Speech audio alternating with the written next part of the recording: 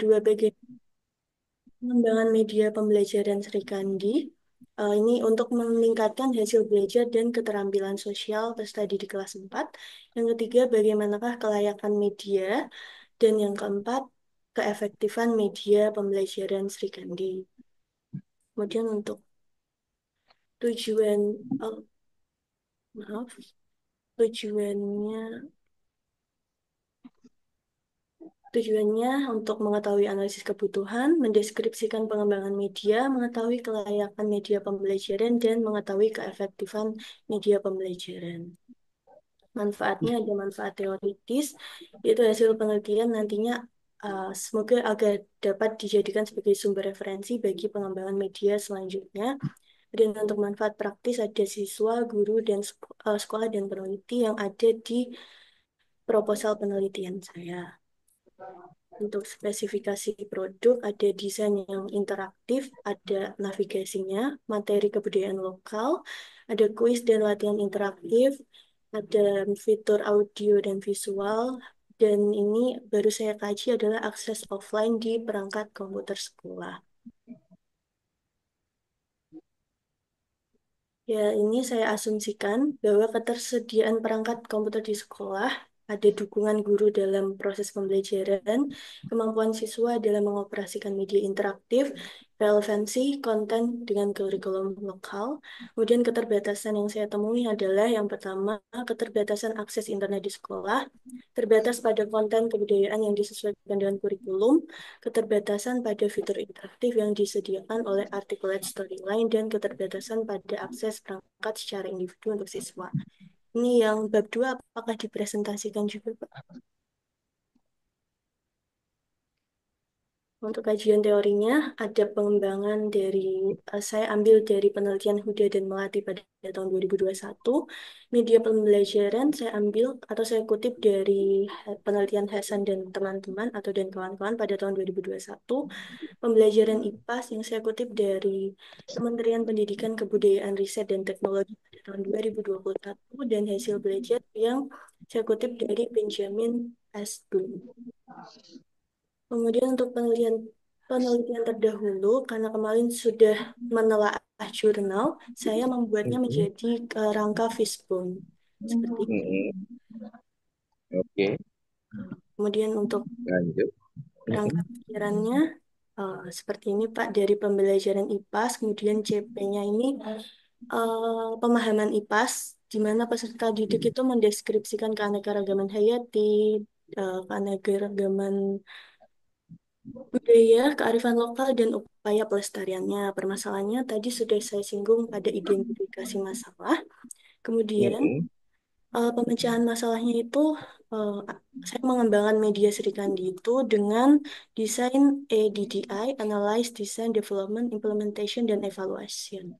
Dan produk Mm-mm. finalnya adalah media Sri Kandi yang berbasis articulate storyline untuk meningkatkan hasil belajar dan keterampilan sosial siswa kelas 4. Nah, untuk hipotesis penelitiannya, tesis nol itu penggunaan media interaktif Sri Kandi ini tidak efektif digunakan untuk meningkatkan hasil belajar dan keterampilan sosial siswa kelas 4 SD 4 Gulang, dan hipotesis satunya penggunaan media interaktif Sri Kandi efektif. Ini ada kesalahan penulisan ya Pak di Mm-mm. ya. Langsung saja pada bab tiganya. Untuk metode penelitiannya, jenis penelitian, penelitian pengembangan atau R&D, model penelitiannya ADDI, Analyze, Design, Development, Implementation, dan Evaluation. Lokasi penelitiannya ada di SD 4 Gulang Mejobo Kudus. Waktu penelitiannya adalah saat ini semester genap tahun ajaran, semester ganjil, mohon maaf, tahun ajaran 2024-2025.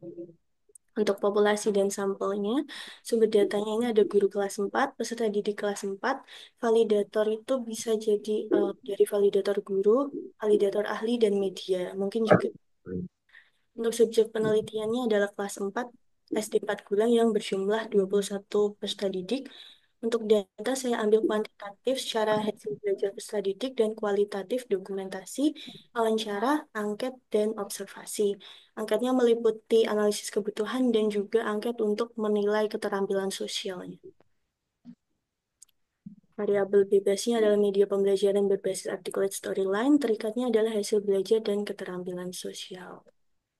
Nah, untuk data penelitiannya, saya menggunakan soal pilihan ganda, pretest, dan post-test yang nanti eh, akan analisis validitas, reliabilitas, dan daya bedanya terlebih dahulu.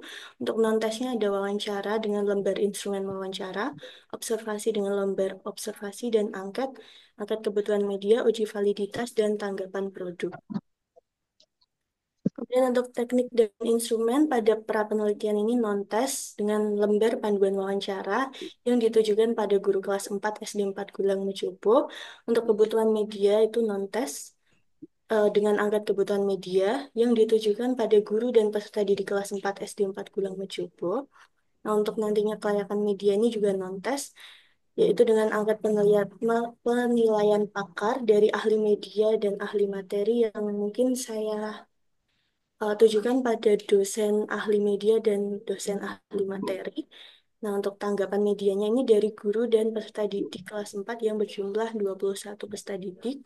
Kemudian untuk rumusan masalah yang terakhir itu keefektifan media itu menggunakan tes pilihan ganda, pretest, dan posttest yang akan diujikan pada peserta didik kelas 4 SD 4 Gulang Wijobo. Nah, seperti itu, Pak. Untuk saat ini saya baru sampai dengan tahap analyze, yaitu menyebar angkat kebutuhan guru dan peserta didik, juga observasi.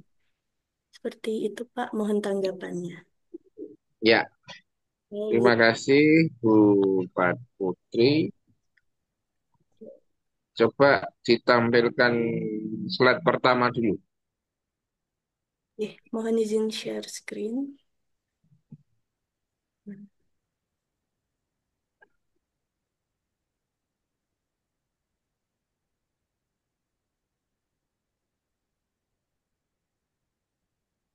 Sudah terlihat, Pak? Ya, Ya. ya. Yang pertama saya kupas dulu dari, meskipun saya dari awal menyampaikan saya tidak peduli judulnya, tapi karena ini mengarah ke karya ilmiah, rancangan tugas akhir, saya komentari dari judul dulu.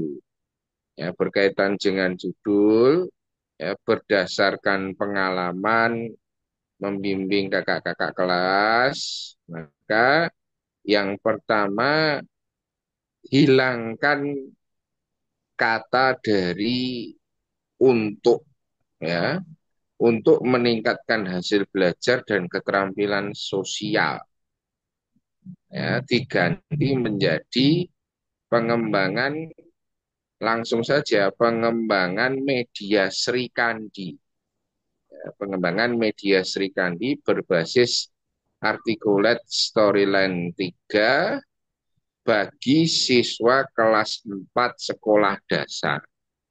Tidak perlu menyebut tempat penelitian. Ya, karena itu akan secara nilai jualnya tidak bagus, ya, karena penelitian hanya di satu sekolah. Kemudian masih nyambung dengan lokasi penelitian, maka karena ini R&D dan di sana ada uji efektivitas, ya disarankan minimal ada 3 sekolah untuk kelas kontrol, kelas eksperimen, dan kelas apa namanya? Ya, kelas kontrol dan kelas eksperimen gitu. Ya, minimal 2 sekolah, ya, minimal 2 sekolah. Ya, syukur-syukur bisa 3 atau paling tidak satu gugus itu biasanya berapa sih satu gugus? Eh, Satu gugus itu kemudian dilihat mana SD-SD yang memiliki kualitas yang setara, begitu ya. Nah, kualitas yang setara itu bisa dilihat dari yang pertama akreditasinya. Ya, misalnya satu gugus itu ada 10 SD, sekarang semuanya akreditasinya A. Oke, ya. Kemudian karena A semua, dilihat lagi gurunya dari aspek gurunya, misalnya gurunya yang usianya di yang usianya balita misalnya bawah 50 tahun. sudah sertifikasi, tinggal misalnya 5 SD. Ya, kemudian misalnya dilihat dari aspek siswanya, ya, aspek siswanya sehingga kemudian nanti paling tidak minimal ada 2 sampai 3 sekolah untuk ya uji efektivitas tadi. Ya. Oke, kemudian coba slide berikutnya Bu, slide 2.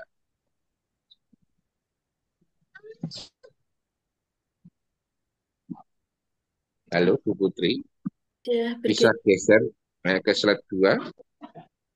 Mm-mm. Mohon izin sudah sampai ke latar belakang nih Pak atau Di tampilan saya belum nih. sebentar, Coba ke slide 2. share screen terlebih dahulu.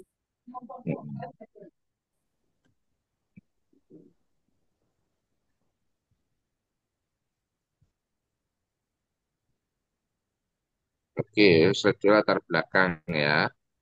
Oke, kalau latar belakang ini karena ini PowerPoint, maka tidak begitu terlihat ya logika berpikirnya seperti apa. Ini akan terlihat di proposalnya nanti. Nah, prinsipnya sekali lagi Bapak dan Ibu di latar belakang itu menggambarkan yang seharusnya dan yang senyatanya.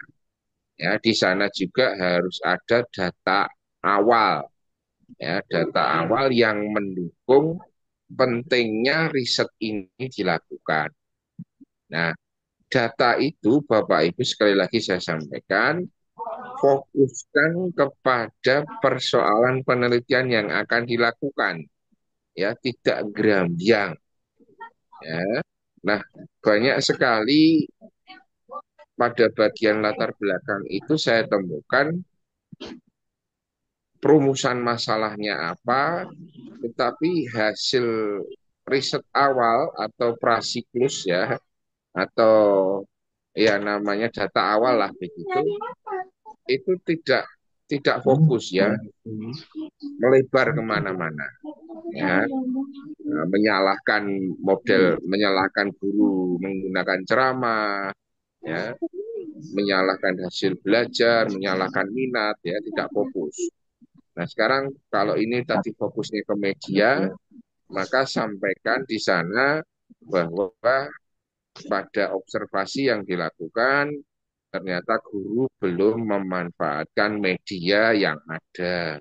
Ataupun kalau sudah menggunakan media, media itu belum mampu mengakomodir, ya, mampu mengakomodir keseluruhan atau sebagian atau yang namanya intinya media yang digunakan itu belum mampu menjawab persoalan pembelajaran yang diperlukan oleh siswa, belum menarik siswa untuk belajar misalnya, belum mengaktifkan siswa untuk belajar. Kemudian saya ingatkan sekali lagi di latar belakang ini juga Bapak Ibu sampaikan ya bagaimana riset-riset terdahulu yang relevan yang memiliki topik yang sama, apa persamaannya, apa perbedaannya dengan riset yang akan Bapak Ibu lakukan. Oke, bisa geser ke slide berikutnya, Bu Putri. Oke, identifikasi oke. Selanjutnya batasan batasan, Bu. Batasan. Coba ke rumusan masalah, Bu.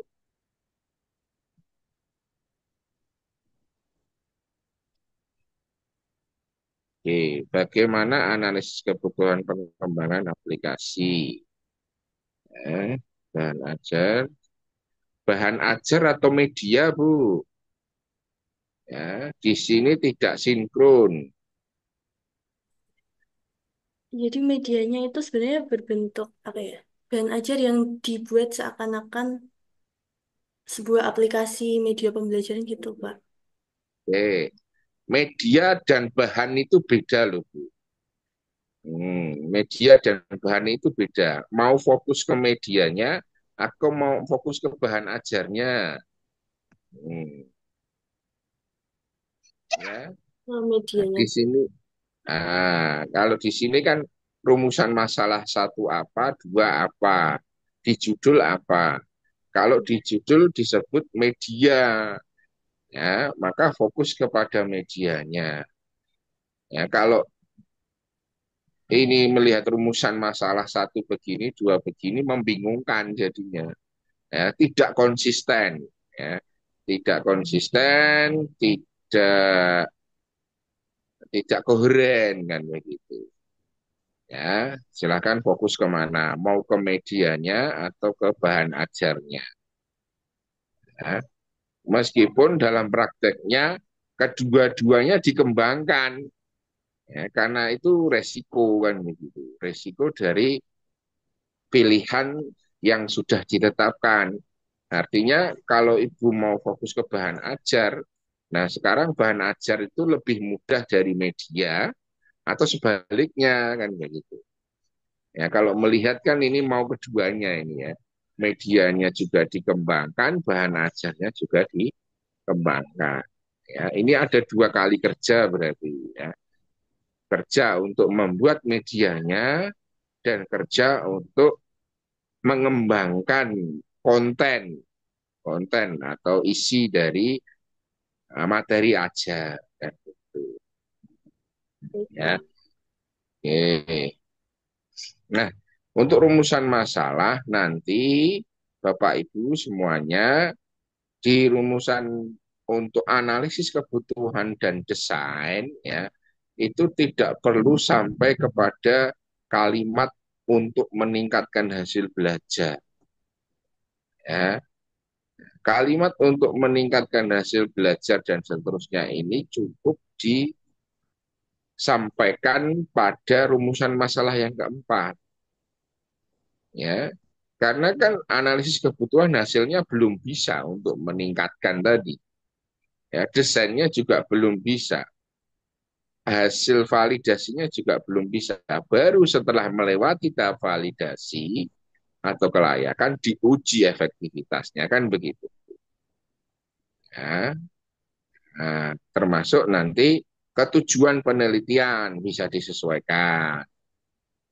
Nah, ini seperti ujian proposal tesis ini Bu Putri ini ya. Oke, kita lanjut ke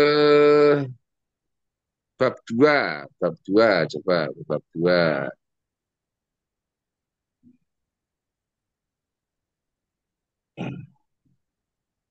Oke. Nah, kalau berkaitan dengan bab 2 ini ya, tambahan saya berkaitan dengan ini Bu, berkaitan dengan materi yang dikembangkan. Ya, isi dari materinya apa ya. Tadi nyinggung budaya lokal begitu ya. Nah, bisa ditambahkan kajian teori mengenai budaya lokal. Ya. Juga secara spesifik budaya lokal yang dimaksud apa pada penelitian ini. Ya, misalnya budaya lokal teorinya bagaimana dan budaya lokal yang dimaksud pada riset yang dilakukan itu apa saja.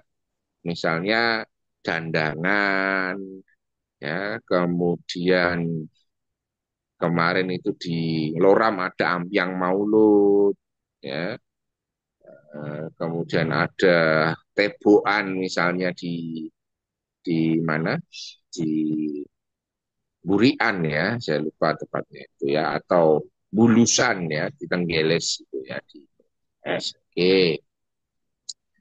Kemudian coba kita ke hipotesis, ke hipotesis coba ya.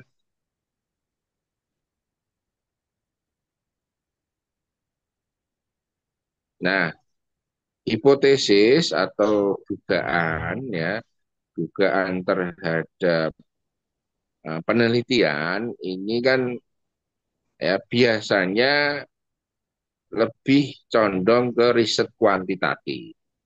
Coba Bu Putri direnungkan lagi. Hanya satu hipotesis kah dalam riset ini?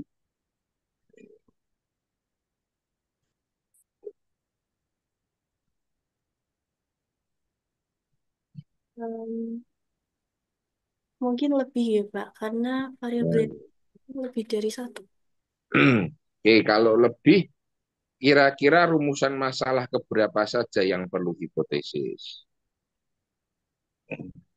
Yang ini kan saya efektivitas ya, Pak. Berarti ada Hmm. kelayakan Hmm. dan Nah, ya, kelayakan saja. iya, dua. Ya. Lalu dengan rumusan masalah yang pertama dan kedua perlu hipotesis tidak? Tidak perlu, Pak, karena medianya Tidak belum perlu. jadi. Ya. Jadi begini Bapak dan Ibu, bukan tidak perlu ya, tetapi dalam riset ya sebetulnya mau kuantitatif mau kualitatif itu tetap ada hipotesis. Cuma di riset kualitatif ya tidak kemudian secara eksplisit dituliskan pada rencana ya namanya hipotesis kerja kalau di riset kualitatif.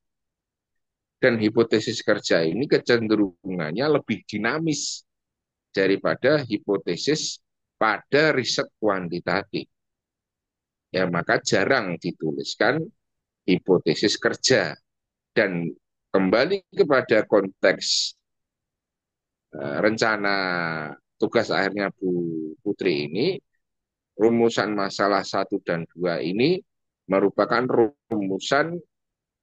rumusan penelitian kualitatif. Dia tetap butuh hipotesis, tapi namanya hipotesis kerja dan tidak perlu dituliskan karena sifatnya yang lebih dinamis daripada hipotesis pada riset penelitian kuantitatif. Dan hipotesis pada proposal ini kurang satu, yakni hipotesis pada rumusan masalah yang ketiga. Ini hanya hipotesis pada rumusan masalah keempat. Oke, Pak, kemudian kita ke bab 3, coba Bu. sudah terlihat nih, Pak. Metode penelitian. Oke. Nah, karena ini masih proposal ya Bapak dan Ibu, ya enggak apa-apa dicantumkan waktu penelitian ya. Tetapi secara operasional ya, riset yang Bapak Ibu sudah rancang di semester 1 ini bisa dilaksanakan nanti semester 2 ya. Maka konsekuensinya apa? Bapak Ibu semua, materi dari riset ini tadi perlu disesuaikan. Nah, sekarang materi IPAS yang dipilih Bu Putri itu ada pada semester berapa? Ya, jangan sampai kemudian karena materi riset yang dipilih itu tidak berada pada semester yang tepat, mengakibatkan rencana atau tugas akhir Bapak Ibu menjadi tertunda.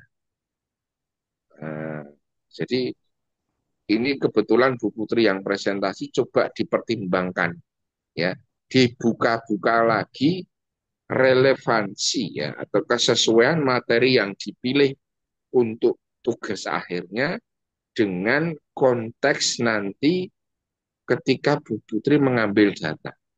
Nah, cocok enggak?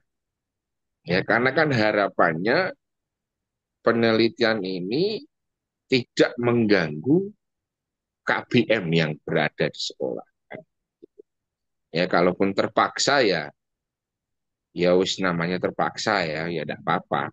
Tentunya dengan negosiasi kepada Bapak Ibu guru yang punya kelas kan gitu. Ya. Materinya di semester seberapa itu Bu Putri? Materinya IPAS kelas 4 bab 6 Indonesia Kaya Budaya itu di semester genap, Pak. Oke, pas berarti. Iya. Pas. Ya, tidak ada masalah. Ya. Oke, lanjut. Coba berikutnya kemana? Ke populasi. Nah, populasi dan sampel tadi di awal sudah saya sampaikan, kalau hanya satu kelas banyak ditolaknya. Maka minimal ada dua kelas atau dua sekolah sebagai kelas kontrol dan kelas eksperimen. Ya, tentunya dua kelas ini setara posisinya. Ya, setara. Setaranya bagaimana tadi sudah saya cerita. Oke, variabel. Ya, variabel ini kaitannya dengan rumusan masalah yang keempat. Ya, rumusan masalah yang keempat ini sudah betul. Kemudian data sudah betul, teknik dan instrumen sudah oke. Clear sampai di sini bisa di stop share Bu Putri. Ya, ada pertanyaan silahkan.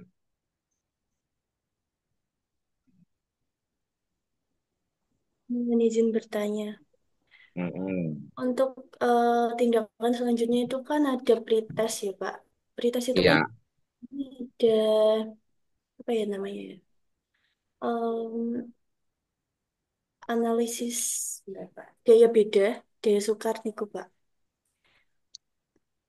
oke, begini. Berkaitan dengan pretest yang harus dilakukan terkait dengan riset ini, maka sampai sampai kuliah ini selesai belum bisa dilakukan karena belum ada dosen pembimbing. Kemarin sudah dibahas sebetulnya dengan Kaprodi dengan dosen-dosen pengampu, tapi sampai hari ini kok belum ada tindak lanjut. Nah, harapannya ketika Bu Putri dan Bapak Ibu yang lain mengambil data untuk pretest, itu Bapak Ibu sudah punya dosen pembimbing yang mengarahkan agar data pretest yang terkumpul itu tidak sembarangan. Tapi paling gampang data pretest itu diambil dari nilai di buku daftar nilai guru. Ya, yang paling gampang itu. Ya. Tapi jika kemudian ingin dilakukan pretest tersendiri, ya, maka mulai dari kisi-kisinya, soalnya, ya, itu juga harus dikonsultasikan agar hasilnya meyakinkan atau hasilnya valid kan. Nah, selama ini yang terjadi ketika pretest ya mereka menggunakan data nilai dari guru. Boleh, boleh. Ya, silakan ada lagi Bapak Ibu. Terima kasih ya, Pak. Ya. Nah, ini sekaligus ya Bapak Ibu masukan kepada yang lain ya, Bapak dan Ibu. Jadi kira-kira gambarannya kalau nanti ujian proposal tugas akhir itu begitu Bapak dan Ibu. Tetapi yang memberi masukan tiga orang bergantian. Silakan ada pertanyaan.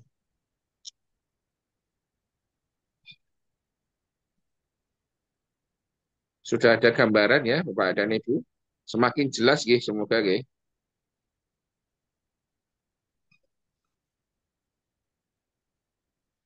Sudah pernah melihat ujian proposal belum Bapak Ibu? Belum, Pak. Belum ya. Coba deh nanti kalau ada saya bagikan linknya sehingga Bapak Ibu bisa menyaksikan proses ujian proposal. Bapak tanya, Pak. Ya, silakan. Oh, berarti kita ini semester satu itu kan muaranya kan membuat proposal dari tesis atau tugas akhir kita, ya, Pak. Nah, Betul. untuk sampai di akhir ini dalam pembuatan tersebut kita belum bisa didampingi sama dosen pembimbing, ya, Pak. Atau bagaimana, Pak?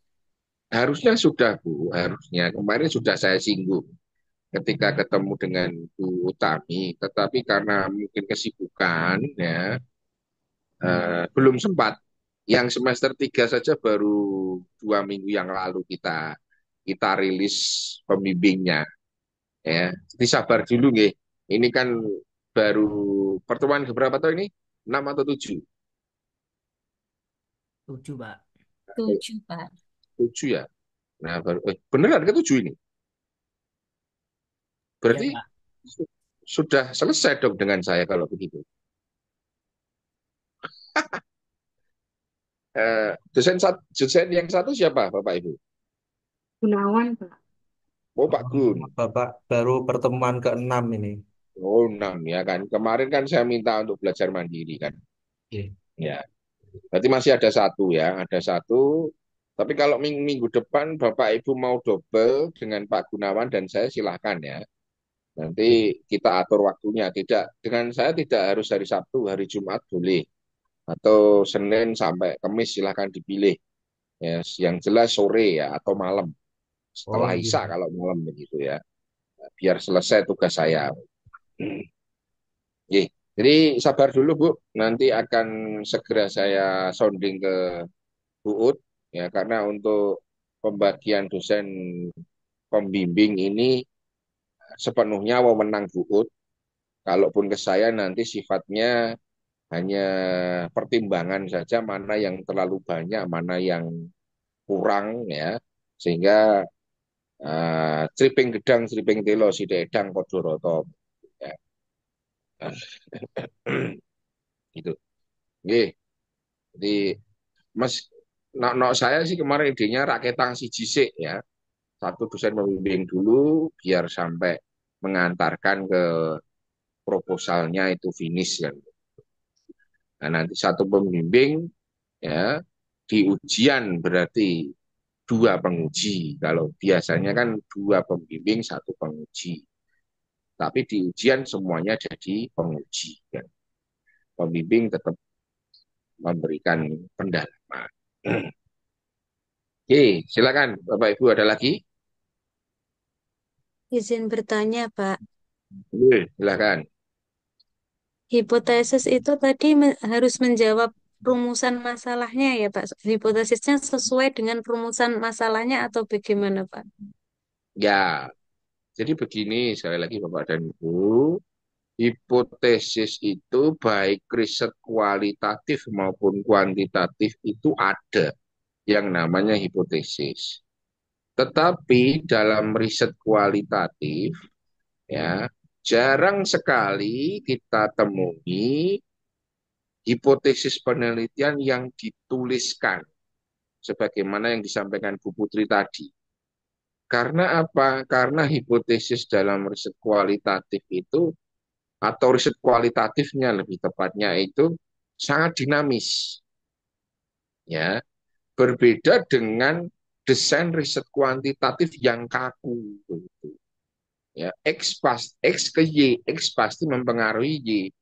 Tetapi dalam riset kualitatif tidak bisa begitu.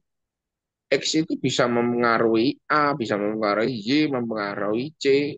Ya, maka hipotesis penelitian dalam riset kualitatif tidak secara eksplisit dinyatakan. Ya, dan merujuk pada yang dipresentasikan Bu Putri tadi, jika kita melihat rumusan masalahnya, maka hanya rumusan masalah ketiga dan keempat yang perlu dinyatakan secara eksplisit hipotesis penelitiannya. Ya, tidak semuanya rumusan masalahnya empat, kemudian hipotesisnya ditulis empat, tidak. Ya, karena itu tadi rumusan masalah satu dan dua pada rancangan tugas akhirnya Bu Putri itu rumusan masalah yang dekat dengan riset kualitatif, di mana riset kualitatif itu dinamis, Bapak dan Ibu. Sehingga tidak perlu dituliskan secara eksplisit. Ya, begitu bisa dipahami. Ya. Jadi hipotesis penelitian itu ya yang umum ada itu yang pasti-pasti H0 dan H1 atau H0 dan HA. Ya, hipotesis nol dan hipotesis alternatifnya seperti apa? Ya, karena di situ sudah berani mengatakan ya diduga naik, diduga efektif. Karena apa? Karena ada data kuantitatifnya. Ya, kuantitatif yang dikonsultasikan dengan tabel kan. Bisa dipahami? Berarti yang mendekati kuantitatif itu yang bisa dihipotesiskan, ya, Pak? Ya, betul. Cukup? Ada lagi?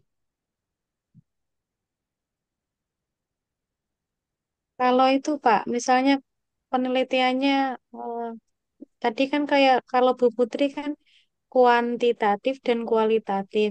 Nah, kalau misal RND, Bu. oh nggih, R&D. RND.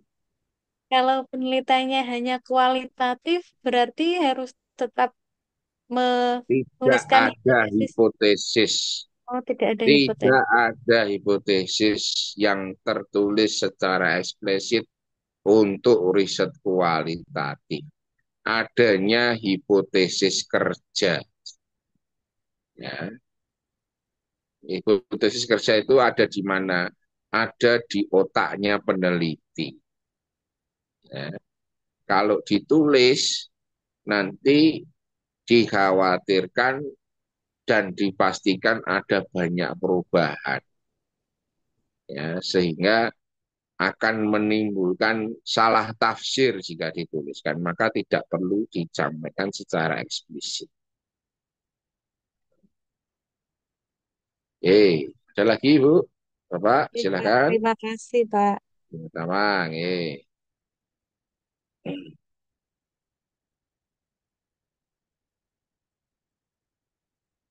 cukup, nggih. Nah, setelah ini Bapak Ibu minta tolong Pak Doni dikoordinir Oke, ya Bapak. tugas yang dalam bentuk Word dan PPT dikumpulkan, Oke, dijadikan satu, kemudian diteruskan ke saya dalam bentuk link Google Drive begitu oke, ya, oke, siap, agar Bapak. saya bisa memeriksa nanti seperti apa kekurangan dari proposal Bapak dan Ibu. Harapannya tadi contoh dari Bu Putri sudah membuka, ya tidak lagi sedikit ya, membuka banyak pencerahan begitu, pencerahan Bapak Ibu agar tugas akhirnya lebih baik.